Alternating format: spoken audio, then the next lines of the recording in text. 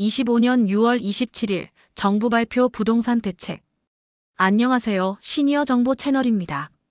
오늘은 2025년 6월 27일 정부가 발표한 부동산 대책을 알기 쉽게 설명해 드리겠습니다. 이번 대책은 최근 수도권과 주요 지역에서 집값이 다시 급등하고 가계부채가 빠르게 늘어나는 상황에 대응하기 위한 것입니다.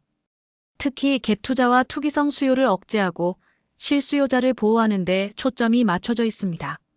먼저 주택담보대출 즉 주담대 관련 규제가 크게 강화됩니다.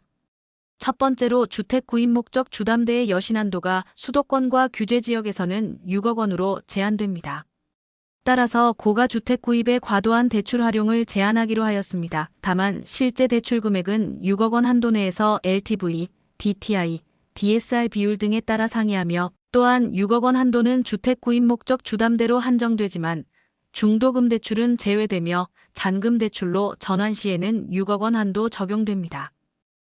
우선 수도권과 규제 지역 내에서 생애 최초 주택 구입 시 LTV를 전 지역 80%였던 것을 70%로 축소됩니다. 세 번째, 여기에 6개월 실거주 의무까지 생겼습니다.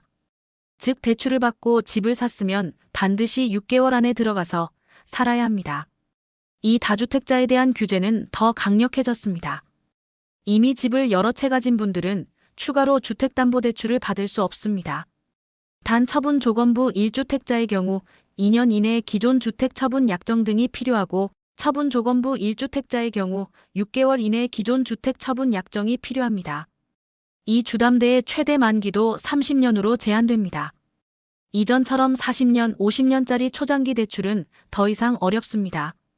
3. 전세대출 규제입니다. 갭투자를 막기 위해 수도권과 규제 지역의 전세대출 보증 비율은 기존 90%에서 80%로 낮아집니다. 그리고 소유권 이전을 조건으로 전세대출을 받는 방식은 전면 금지됩니다. 즉, 집을 사는 조건으로 전세대출을 받으며 갭투자하는 방식이 막힌 겁니다. 4. 또한 신용대출 한도를 차주별 연소득 이내로 제한하여 신용대출을 활용한 주택구입 등을 방지하기로 하였습니다. 그렇다면 서민들을 위한 정책대출은 어떨까요? 디딤돌 대출과 버팀목 대출 한도가 줄어듭니다.